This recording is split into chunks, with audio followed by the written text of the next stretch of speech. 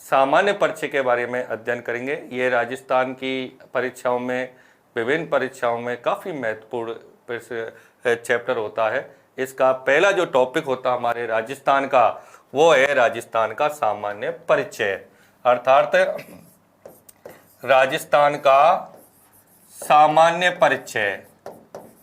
दोस्तों, आज जो हम अध्ययन करेंगे इसमें राजस्थान के सामान्य परिचय में जो स्थिति याद करनी है, जो प्रश्न महत्वपूर्ण चीजें याद करनी है, उनमें सबसे पहले स्थिति, अर्थात राजस्थान की स्थिति क्या है, राजस्थान की स्थिति। दूसरा पॉइंट याद करेंगे हम आकार, अर्थात राजस्थान की आकार ऑब्लिक आकृति किस तरह की है। इसके बाद में हम अध्ययन करेंगे विस्तार, यानी राजस्थान का विस्तार कितना है। फिर इसके बाद में सबसे बाद में याद करेंगे हम सीमाएं। इस तरह तो देखो, सबसे पहले हम अध्ययन करते हैं कि राजस्थान की स्थिति। राजस्थान की जो स्थिति है, स्थिति उसका अध्ययन हम सबसे पहले अक्षांश स्थिति, राजस्थान की अक्षांश स्थिति क्या है। फिर इसके बाद में हम अध्ययन करेंगे राजस्थान की देशांतरीय स्थिति, अर्थात देशांतरीय स्थिति। फिर इसके बाद में हम क्षेत्रफल में स्थिति, राजस्थान की क्षेत्रफल में स्थिति क्या है। फिर इसके बाद में जनसंख्या में स्थिति। तो इन चीजों का आज हम अध्ययन करेंगे। सबसे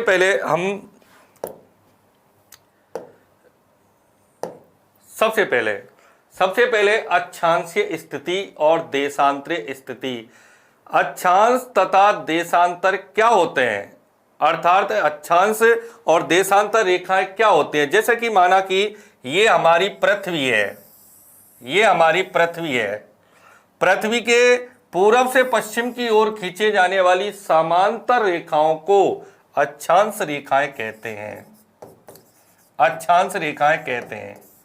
दोबारा से सुनिए, पूरब से पश्चिम की ओर खींचे जाने वाली समांतर रेखाओं को अक्षांश रेखाएं कहते हैं। अगर इन अक्षांश रेखाओं से और पृथ्वी के बीचों बीच जो अक्षांश रेखा होती है उसे 0 डिग्री या भूमध्य रेखा या विषुवत रेखा के नाम से जाना जाता है। अगर कोई देश इस भूमध्य रेखा के उत्तर में तो वो उत्तरी गोलार्ध का देश कहलाता है, और अगर दक्षिण में तो वो दक्षिणी गोलार्ध का देश कहलाता है। तो जैसे हमारा देश उत्तरी गोलार्ध में, भारत उत्तरी गोलार्ध में, तो भारत उत्तरी गोलार्ध का देश है। ये है अक्षांश स्थिति से। और देशांतर रेखाएं उत्तर से दक्षिण की ओर खींची जाने वाली समांतर रेखाओं को देशांतर रेखाएं कहते हैं। अगर देशांतर रेखा के पूर्व में कोई भाग है तो वो पूर्वी गोलार्ध का देश या पूर्वी गोलार्ध का क्षेत्र कहलाता है, और पश्चिम में तो वो पश्चिमी गोलार्ध का भाग कहलाता है। इसी तरह अक्षांश रेखाओं के उत्तर का भाग उत्तरी गोलार्ध और दक्षिण का भाग दक्षिणी गोलार्ध। तो भारत की स्थिति यहाँ है, अर्थात भारत इस रेखा के देशांतर रेखा के पूर्व में तथा अक्षांश रेखा के उत्तर में। तो राजस्थान की जो स्थिति है वो अक्षांश दृष्टि से उत्तरी गोलार्ध में और देशांतर दृष्टि से पूर्वी गोलार्ध में। तो हम अगर ये कहें कि राजस्थान की जो स्थिति है वो इस तरह है। राजस्थान देखो, ये आपकी इक्वेटर रेखा है जिसे हम भूमध्य रेखा या विषुवत रेखा के नाम से इसको जाना जाता है। ये आपकी भूमध्य रेखा है जिसे 0 डिग्री अक्षांश रेखा कहते हैं। ये आपके 0 डिग्री देशांतर रेखा होती है। ये देशांतर रेखा है जिसे हम दूसरी रेखा भी के नाम से भी जानते हैं, GMT रेखा, यानी ग्रीनविच मीन टाइम, और इसको कहते हैं भूमध्य रेखा। तो इनके भूमध्य रेखा के उत्तर में भारत तो उत्तरी गोलार्ध का हो गया, इस रेखा के पूर्व में तो पूर्वी गोलार्ध का क्षेत्र हो गया। इस तरह भारत उत्तरी पूर्वी गोलार्ध में, तो भारत उत्तरी पूर्वी गोलार्ध में, तो राजस्थान भी कौन से गोलार्ध में, उत्तरी पूर्वी गोलार्ध में। देखिए इस तरह ये हमारा इंडिया है जो उत्तरी पूर्वी गोलार्ध में स्थित है। और अब ये तो हो गई गोलार्ध की दृष्टि से कि राजस्थान की स्थिति कौन से गोलार्ध में, तो उत्तरी पूर्वी गोलार्ध में हमारा राजस्थान स्थित है। फिर आती है राजस्थान की भारत में क्या स्थिति है। तो सबसे पहले राजस्थान की स्थिति के बाद में बात करते हैं स्थिति।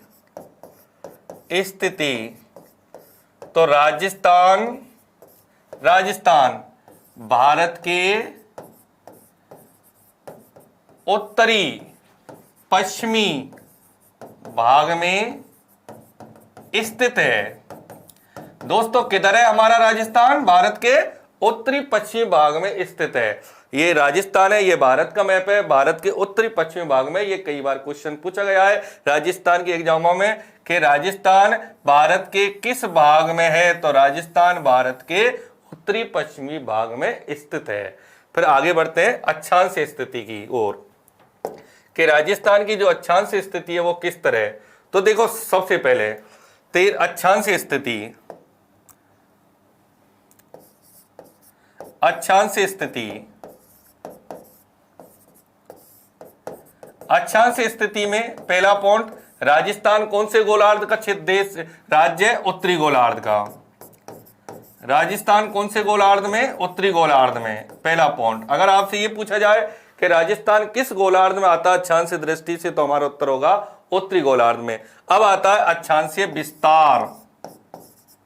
अक्षांशीय विस्तार, अक्षांशीय विस्तार में राजस्थान कितने डिग्री से कितने डिग्री है? तो राजस्थान का विस्तार 23 डिग्री 3 मिनट उत्तरी अक्षांश से और 30 डिग्री 12 मिनट उत्तरी अक्षांश, ये हमारे राजस्थान का विस्तार है। तो राजस्थान का अक्षांशीय विस्तार आया आपके 23 डिग्री 3 मिनट उत्तर से 30 डिग्री 12 मिनट उत्तर, अर्थात 23 से 30 डिग्री 12 मिनट उत्तरी अक्षांश, ये राजस्थान का अक्षांशीय विस्तार है। आगे बढ़ते हैं। अक्षांशीय विस्तार के बाद में कई बार पूछा गया है प्रश्न के अक्षांशीय अंतर कितना है राजस्थान का, तो 23 12 में से जब 23 3 माइनस कर देते तो ये अक्षांशीय अंतर आ जाता है। तो अंतर कितना आया? 7 डिग्री 9 मिनट का। इसके बाद आगे बढ़ते हैं। ये कर्क रेखा, कर्क रेखा जो है राजस्थान के दक्षिणी भाग से गुजरती है, अर्थात कर्क रेखा राजस्थान के 2 जिलों से गुजरती है, बांसवाड़ा जिले के मध्य से और डूंगरपुर की दक्षिणी सीमा से गुजरती है। अगर हम भारत की बात करें तो भारत में कर्क रेखा कितने राज्यों से गुजरती है? तो भारत में जो कर्क रेखा है, भारत में जो कर्क रेखा है वो इस तरह भारत के मध्य से, अर्थात 23.5 डिग्री जो उत्तरी अक्षांश है उसको हम कर्क रेखा कहते हैं। और ये जो कर्क रेखा है भारत के 8 राज्यों से गुजरती है, अर्थात इसका अगर हम शॉर्ट ट्रिक में याद करें तो 6 मित्र होते हैं, 6 मित्र है और उनमें झाग पर क्या हो जाती है? लड़ाई हो जाती है, झाग पर मरे, इस तरह। तो देखिए दोस्तों 6 से छत्तीसगढ़ हो गया, मी से मिजोरम हो गया, ती से त्रिपुरा हो गया, झा से झारखंड, गै से गुजरात, पर से पश्चिम बंगाल, मैं से मध्य प्रदेश और रह से राजस्थान। इस तरह ये जो कर्क रेखा ये भारत के 8 राज्यों से गुजरती है। भारत के कितने राज्यों से गुजरती है? 8 राज्यों से कर्क रेखा गुजरती है। राजस्थान के कितने जिलों से गुजरती है? तो कर्क रेखा जो है राजस्थान के 2 जिलों से गुजरती है। एक तो नंबर 1 बांसवाड़ा, तो बांसवाड़ा जिले के मध्य से गुजरती है, ध्यान रखना, बांसवाड़ा जिले के मध्य से कर्क रेखा गुजरती है। और कौन से जिले की दक्षिणी सीमा को स्पर्श करती है? तो डूंगरपुर जिले की दक्षिणी सीमा को स्पर्श करते हुए निकलती है। तो देखो इस तरह ये आपको 2-3 तरह से ये क्वेश्चन याद रखना है। पहला क्वेश्चन इस तरह पूछा जा सकता है कि कर्क रेखा राजस्थान के कितने जिलों से गुजरती है? तो आपको उत्तर देना 2। कितने जिलों से गुजरती है? 2 जिलों से, 2। अब अगला प्रश्न, अगर प्रश्न इस तरह आता है कि कर्क रेखा राजस्थान के कौन से जिले के मध्य से गुजरती है, तो मध्य में दोस्तों क्या उत्तर आ जाएगा? बांसवाड़ा। अगर मध्य पूछेगा तो बांसवाड़ा उत्तर आएगा। और अगर प्रश्न इस तरह आएगा कर्क रेखा राजस्थान के कौन से जिले की सीमा को स्पर्श करते हुए गुजरती है, तो सीमा किसकी गुजर रही है? दक्षिणी सीमा किसकी गुजर रही है? डूंगरपुर की। तो डूंगरपुर दक्षिणी सीमा को स्पर्श करते हुए गुजरती है। इस तरह आपका ये हो गया। अब कई बार इसकी लंबाई से संबंधित क्वेश्चन आता है। वैसे कर्क अक्षांश और देशांतर रेखाएं ये काल्पनिक रेखाएं होती है हमारी पृथ्वी पर, इनकी कोई लंबाई नहीं होती है। फिर भी अगर लंबाई से संबंधित अगर क्वेश्चन आता है तो कर्क रेखा की जो लंबाई है वो राजस्थान में कितनी है? 26 किलोमीटर। 26 किलोमीटर। अब देखो सुनो, अगर हम इसको इस तरह देखें, दोबारा से अध्ययन करें कि राजस्थान में स्थिति क्या है, तो राजस्थान की स्थिति है कि सबसे पहले अक्षांश स्थिति जो याद करी हमने दोस्तों, अक्षांश स्थिति। अक्षांश स्थिति में सबसे पहला पॉइंट ये था कि हमारा जो राजस्थान है वो कौन से गोलार्ध में, उत्तरी गोलार्ध में। अक्षांश दृष्टि से राजस्थान कौन से गोलार्ध में, उत्तरी गोलार्ध में।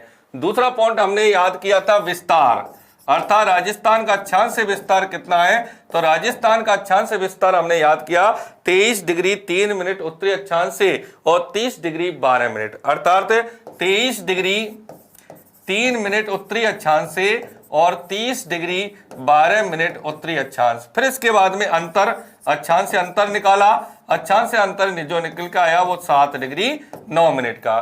फिर अक्षांश रेखाओं से संबंधित प्रश्न था कर्क रेखा। कर्क रेखा राजस्थान के कितने जिलों से गुजरती है, तो 2 जिलों से। कौन से जिले के मध्य से गुजरती है, तो मध्य। कौन से जिले के मध्य से गुजरती है, बांसवाड़ा। कौन से जिले की दक्षिणी सीमा को स्पर्श करते हुए निकलती है, तो आपके उत्तर आएगा डूंगरपुर। अगर कर्क रेखा से संबंधित अगर लंबाई पूछी जाए तो राजस्थान में कर्क रेखा की जो लंबाई है वो कितनी है, 26 किलोमीटर। 26 किलोमीटर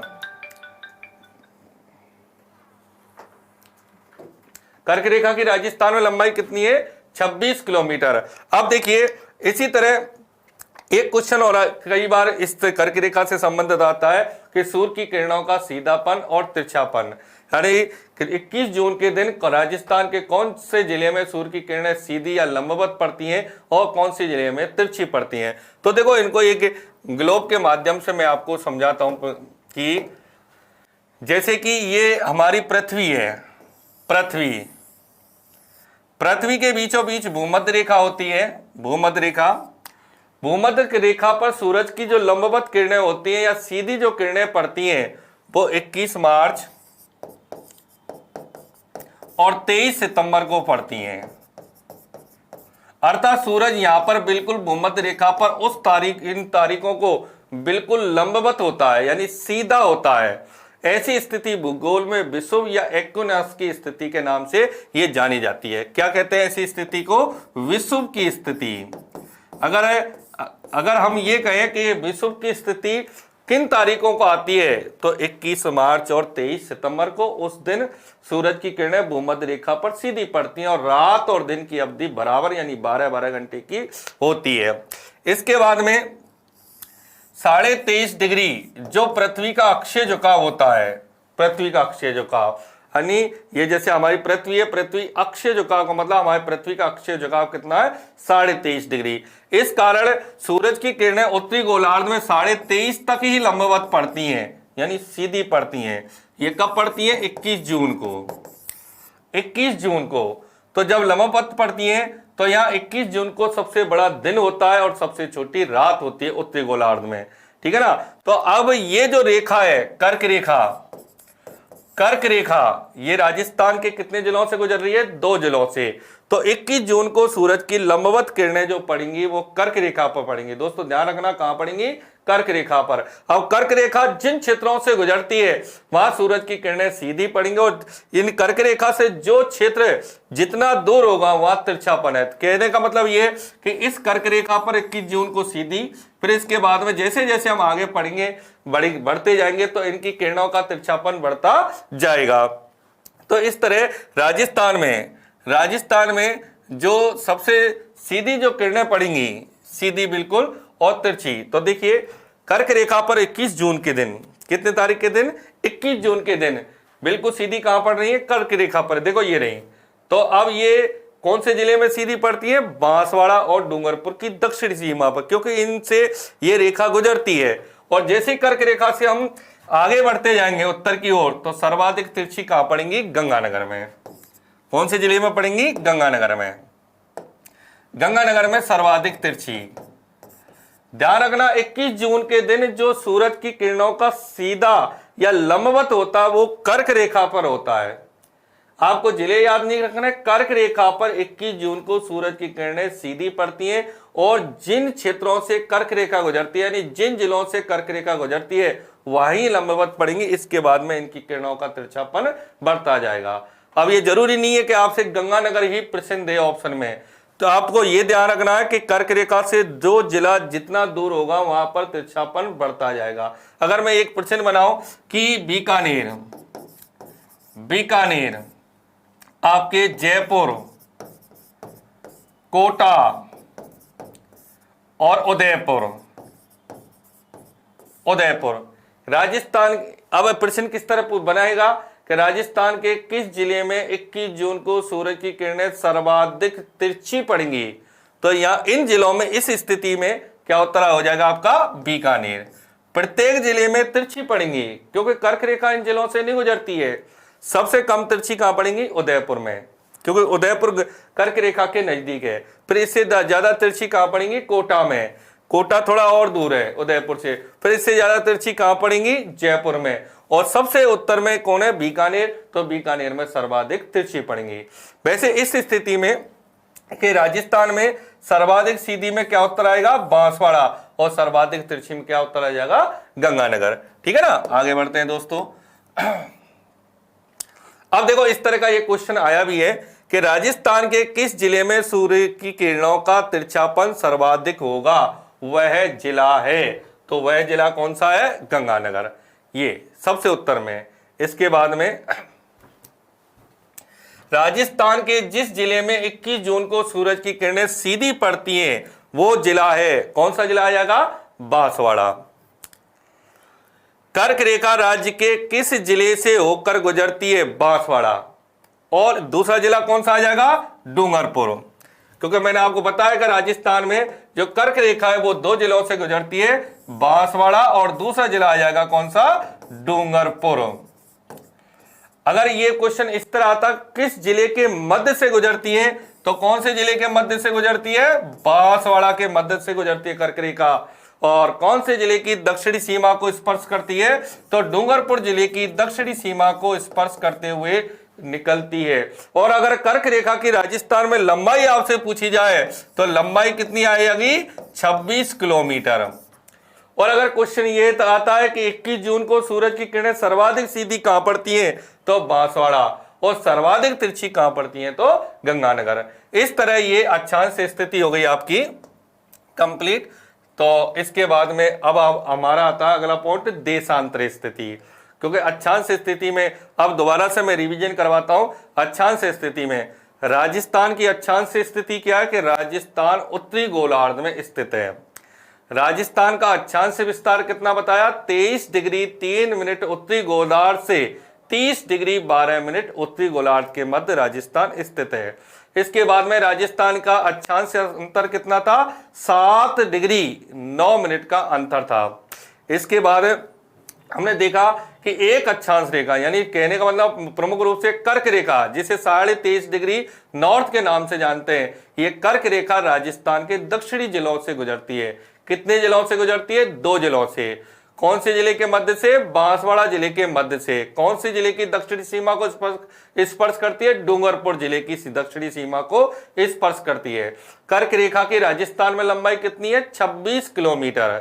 और कर्क रेखा पर सूर्य की किरणों का सीधापन या लंबवत कब होता है? 21 जून को। तो 21 जून को बांसवाड़ा जिले में सर्वाधिक सीधी पड़ती है और सर्वाधिक तिरछी कहां पड़ती है? गंगानगर में। अब हम पढ़ते हैं देशांतरी स्थिति। तो देशांतरी स्थिति में क्योंकि हमारा राजस्थान जीएमटी रेखा के पूरब में, अर्थात पूर्वी गोलार्ध में, जैसे कि मैंने आपको प्रारंभ में बताया था कि जो ये हमारी पृथ्वी है, ये हमारी पृथ्वी है और ये देशांतर रेखाएं सीधी होती हैं, जबकि दोस्तों अक्षांश रेखाएं आड़ी होती हैं। तो हमारा भारत इस तरह यहां पर है, तो इस देशांतर रेखा के पूरब में है। तो कहने मतलब यहाँ 0 डिग्री है जो लंदन से गुजरती है, इसके बाद में 1 degree 2 degree 3 degree 4 degree 5 degree. तो राजस्थान में ये प्रारंभ जो होती है वो 69 डिग्री 30 मिनट पूर्वी देशांतर से, 69 डिग्री 30 मिनट पूर्वी देशांतर से। अब हम देशांतर स्थिति देख रहे हैं, तो 69 डिग्री 30 मिनट पूर्वी देशांतर से, और ये धौलपुर में कहां पर आती है? 78 डिग्री 17 मिनट पूर्वी देशांतर। तो हमारा जो राजस्थान है वो 69-30 से शुरू होता है और 78-17 पर हमारे राजस्थान का देशांतरीय विस्तार है। आगे बढ़ते हैं। इस तरह 69 डिग्री 30 मिनट पूर्वी देशांतर से 78 डिग्री 17 मिनट पूर्वी देशांतर, जबकि हमारे राजस्थान का अक्षांश विस्तार हमने कितना याद किया था? अक्षांश विस्तार जो किया था हमारे राजस्थान का, वो हमने किया था 23 डिग्री 3 मिनट उत्तरी अक्षांश से और 30 डिग्री 12 मिनट उत्तरी अक्षांश। ये अक्षांश विस्तार था। और देशांतरीय विस्तार कितना है? 69-30 से 78-17 के बीच में हमारे राजस्थान का देशांतरीय विस्तार है। अगर हम अक्षांशीय अंतर निकालें तो अक्षांशीय अंतर आया 7 डिग्री 9 मिनट का, जबकि देशांतरीय जो अंतर आएगा वो आएगा 8 डिग्री 47 मिनट का। अब कैसे आएगा मैं आपको समझाता हूं। देखो आगे बढ़ते हैं हम। ये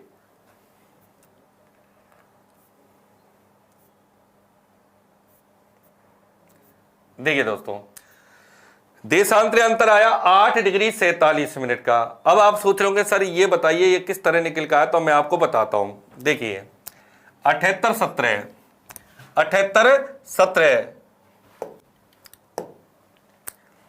78 डिग्री 17 मिनट, ये धौलपुर में स्थिति है। जैसलमेर में जब ये प्रारंभ होता है तो 69 डिग्री और आपके 30 मिनट। ध्यान रखना, मिनट में से मिनट घटती है और डिग्री में से डिग्री घटती है। तो ये 17 मिनट है, अब 30 मिनट नीचे है, तो 17 में छोटी संख्या रहेगी, 30 बड़ी हो गई। तो अब क्या होगा, जैसे हम बचपन में करते थे कि ये इसके पास कम हो गया, इसके पास ज्यादा हो गया, तो यानी ये इस पड़ोसी के पास जाता है और इससे हासिल लेता है, यानी कहने का मतलब इससे कुछ उधार लेता है।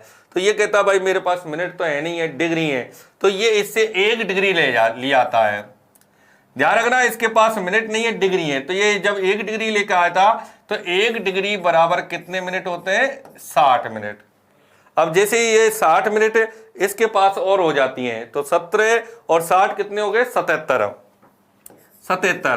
अब 77 में से 30 से माइनस करते हैं तो कितने बचते हैं? 47, अर्थात 47। और अब इसने 1 डिग्री इसको उधार दे दी तो इसके पास कितनी बची? 77। 77 में से 69 के जब कितने? 8 डिग्री। तो 8 डिग्री 47 मिनट का देशांतरीय अंतर है। तो देखो हम दोबारा से रिपीट करते हैं। देशांतरीय स्थिति में राजस्थान देशांतरीय दृष्टि से कौन से गोलार्ध का राज्य है? पूर्वी गोलार्ध में। देशांतरीय दृष्टि से राजस्थान पूर्वी गोलार्ध में आता है। कौन से गोलार्ध में आता है? पूर्वी गोलार्ध में। इसके बाद में देशांतरीय विस्तार कितना है? आपके 69 डिग्री 30 मिनट से 78 डिग्री 17 मिनट। ये क्या आ गया? देशांतरीय विस्तार आ गया। इसके बाद में देशांतरीय अंतर जो आया वो कितना आया? 8 डिग्री 47 मिनट का। ये देशांतरीय अंतर है। अब इससे संबंधित देशांतर जैसे कर्क रेखा से मैंने आपको बताया था, कर्क रेखा पर 21 जून को सूर्य की किरणें लंबवत या सीधी पड़ती हैं, तो हमारे बांसवाड़ा जिले में बिल्कुल सीधी पड़ेंगी, गंगानगर में सर्वाधिक तिरछी पड़ती हैं। इसी तरह देशांतरों से संबंधित एक प्रश्न आता है कि राजस्थान के कौन से जिले में सबसे पहले सूर्योदय होता है, सबसे बाद में सूर्योदय कौन से जिले में होता है? तो देखो उसका भी अध्ययन कर लेते हैं हम। आगे बढ़ते हैं। ये रहा। अब देखो पृथ्वी जो होती है, हमारी जो पृथ्वी होती है वो, जैसे ये पृथ्वी है, पृथ्वी अर्थ। अब ये जो घूर्णन करती है ये पश्चिम से पूरब की ओर करती है, पश्चिम से पूरब की ओर। इस तरह पृथ्वी का घूर्णन होता है। घूर्णन का मतलब परिभ्रमण। देखो पृथ्वी की 2 आकृतियां होती है, एक तो परिभ्रमण, भ्रमण का मतलब होता है घूमना। जैसे हम सुबह सुबह मॉर्निंग वॉक पर जाते हैं, घूमने जाते हैं, इसी तरह हमारी पृथ्वी घूर्णन करती है। और जितने समय में पृथ्वी का एक घूर्णन पूरा होता है उस समय को हम पृथ्वी की दैनिक गति भी कहते हैं। तो पृथ्वी का जो घूर्णन काल है वो लगभग 24 घंटे का है, 23 घंटे 56 मिनट 4 सेकंड का है। तो इस तरह हमारी पृथ्वी पश्चिम से पूरब की ओर घूर्णन करती है। तो पूर्वी हिस्से में सन होता है, तो पृथ्वी का पहले पूर्वी हिस्सा सन के संपर्क में आता है। तो इस आधे भाग में क्या होता है? पहले दिन होता है, फिर इधर क्या होती है? उस समय रात होती है। अब पृथ्वी घूर्णन करती है, जब ये हिस्सा घूम के इसके सामने आ जाएगा तो इधर दिन हो जाएगा, इधर क्या हो जाएगी, रात। तो सबसे पहले ध्यान रखना कि पृथ्वी के जो राजस्थान का जो पूर्वी भाग है, राजस्थान का जो पूर्वी भाग है वो उधर सबसे पहले सूर्य की किरणें पड़ती हैं। तो यहां पर सबसे पहले सूर्य उदय जो होता है वो कौन से जिले में होगा, धौलपुर में, क्योंकि राजस्थान का सबसे पूर्वी जो जिला है वो कौन सा जिला है, धौलपुर। तो सबसे पहले सूर्योदय धौलपुर में होता है। और सबसे पश्चिमी जिला कौन सा है, जैसलमेर। तो राजस्थान के कौन से जिले में सबसे बाद में सूर्योदय होगा, जैसलमेर में, ठीक है ना।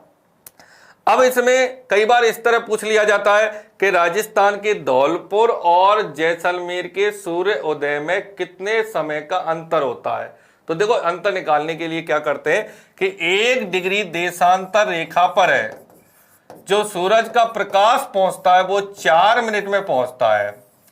कितने मिनट में पहुंचता है, 4 मिनट में, ठीक है ना। कितने डिग्री देशांतर पर, 1 देशांतर रेखा पर सूरज का प्रकाश पहुंचने में 4 मिनट का समय लेता है।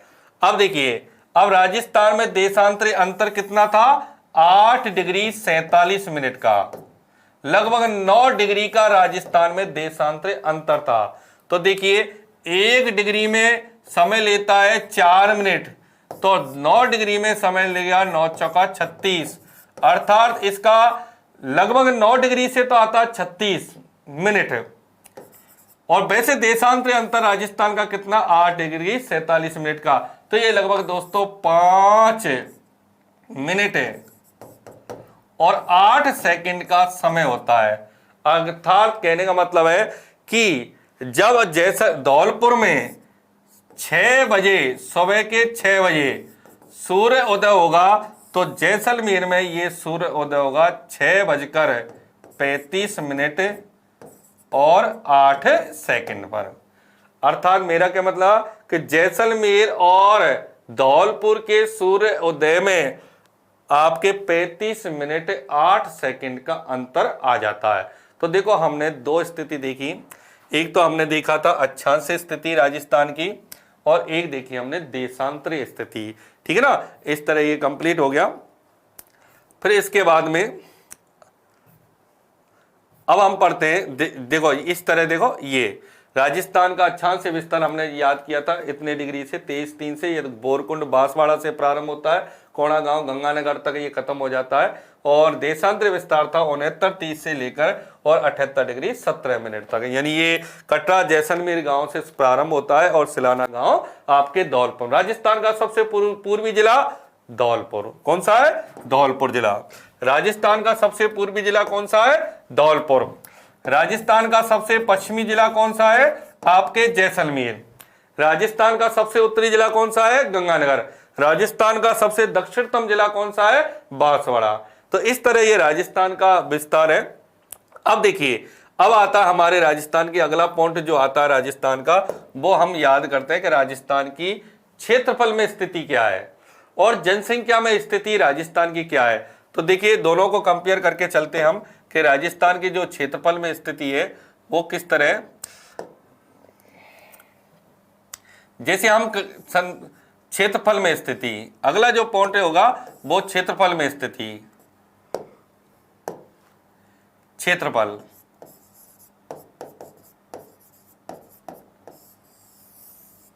अब देखिए भारत का जो क्षेत्रफल है, भारत का वो है 32,87,263 वर्ग किलोमीटर।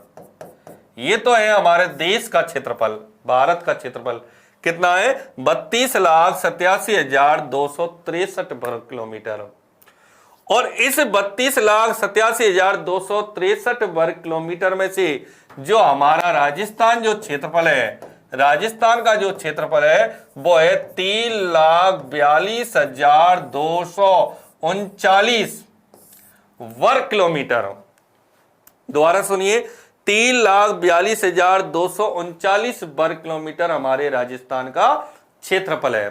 अब जो ये राजस्थान का क्षेत्रफल है, अगर इसका कंप्लीट क्षेत्रफल बताया जाए तो राजस्थान का जो कंप्लीट क्षेत्रफल है पूरा 3,42,239.74 वर्ग किलोमीटर।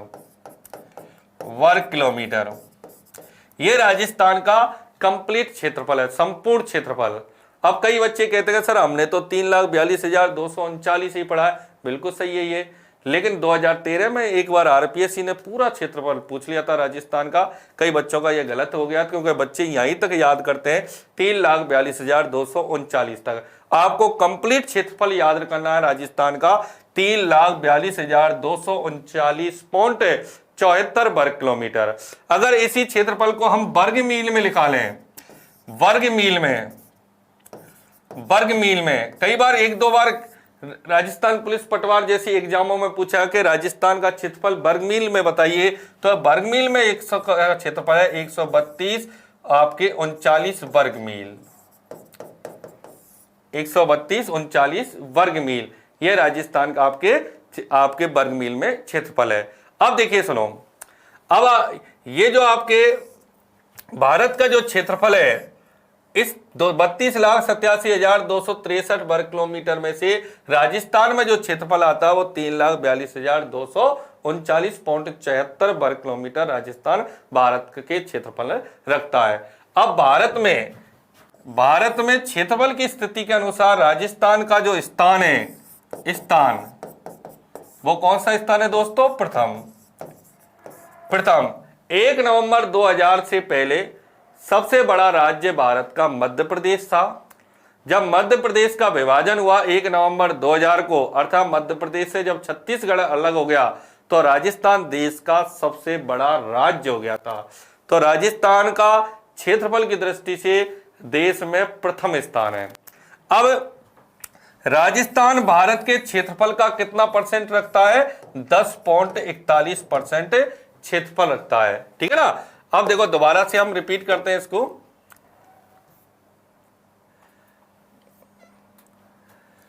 देखिए ये हमने भारत,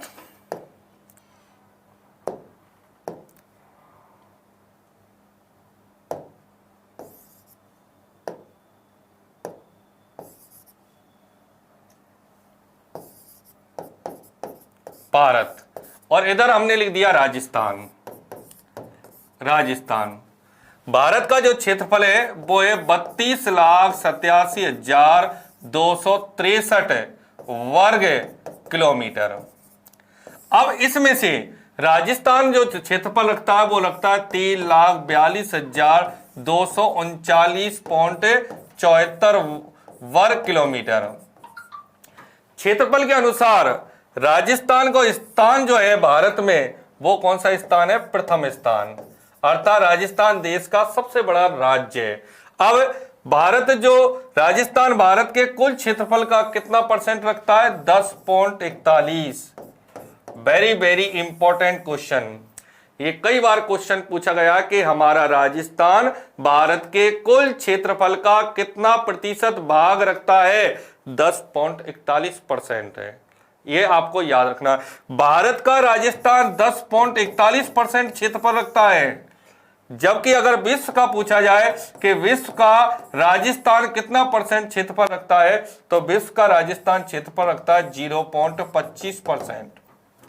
ये दो महत्वपूर्ण चीज है। देखो देखने में काफी इजी है, कई बच्चे इसको लाइटली ले लेते हैं, नहीं लेना चाहिए। राजस्थान का क्षेत्रफल पूरा याद करना है 3,42,239.74 वर्ग किलोमीटर। ये किसका क्षेत्रफल है? राजस्थान का। क्षेत्रफल की दृष्टि से राजस्थान का देश में कौन सा स्थान हो गया? प्रथम स्थान हो गया राजस्थान का। इसके बाद आगे चलते हैं। राजस्थान भारत का कितना परसेंट क्षेत्रफल रखता है? 10.41%। किसका रखता है? भारत का। अगर विश्व का पूछा जाए कि राजस्थान विश्व का कितना परसेंट क्षेत्रफल रखता है, तो 0.25% क्षेत्रफल रखता है। क्षेत्रफल के मायने में हमारा राजस्थान विश्व के कुछ देशों के बराबर है और कुछ देशों से काफी बड़ा है। अगर हम एक तुलनात्मक अध्ययन करें कि राजस्थान का विश्व में, अगर हम ये देखें कि राजस्थान कौन कौन से देशों का बराबर है, कौन कौन से देशों से आपके बड़ा है, तो देखो सबसे पहले हम अध्ययन करते हैं जैसे आपके जापान, जर्मनी,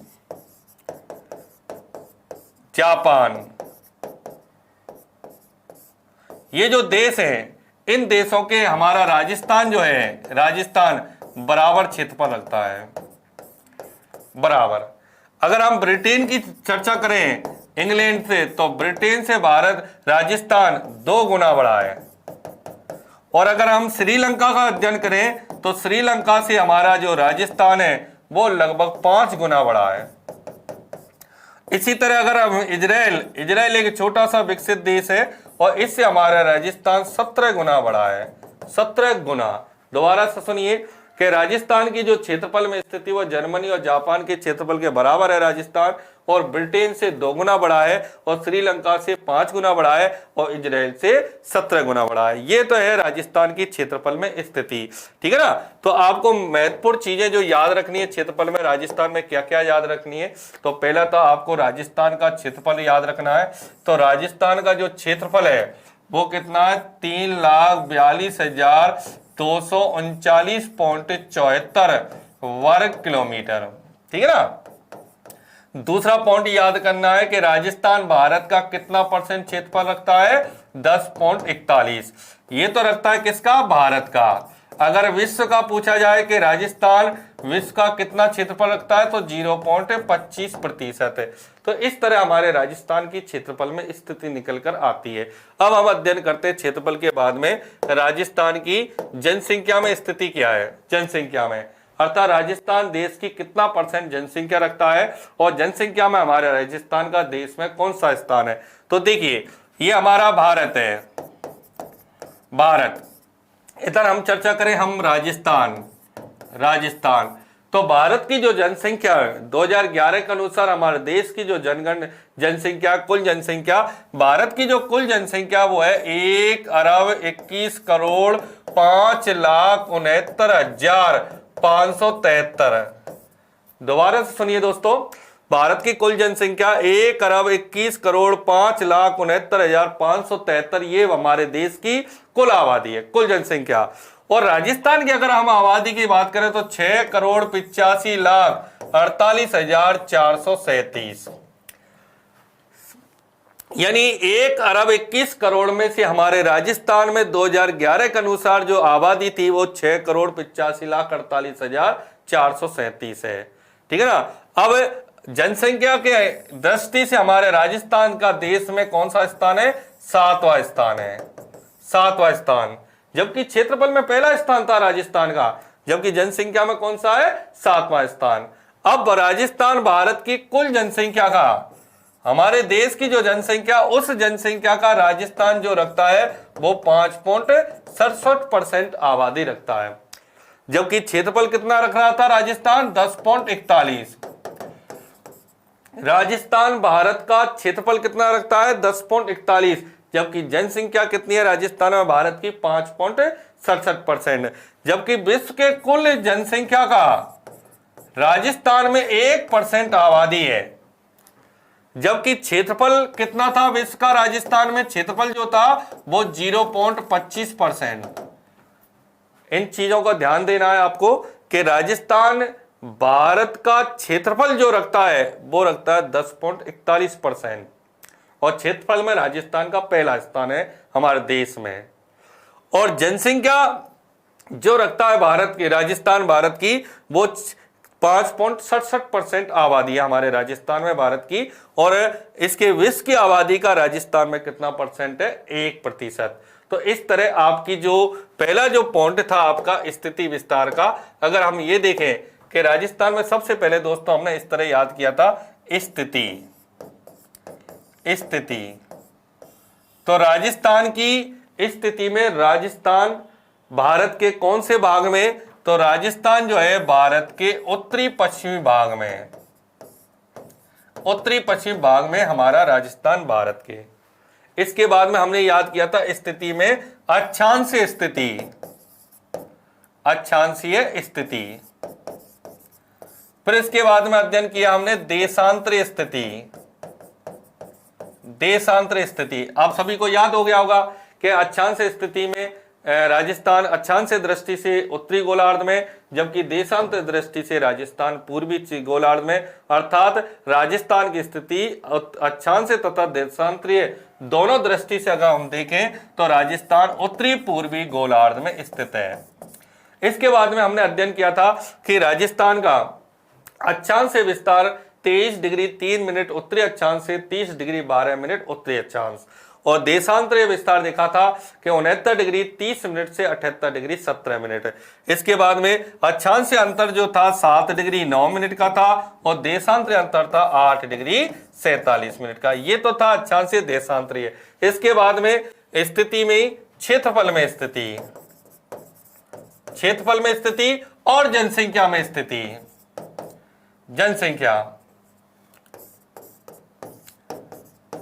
जनसंख्या में स्थिति हमने देखा क्षेत्रफल में राजस्थान का देश में प्रथम स्थान है, जबकि जनसंख्या में राजस्थान का देश में 7वां स्थान है।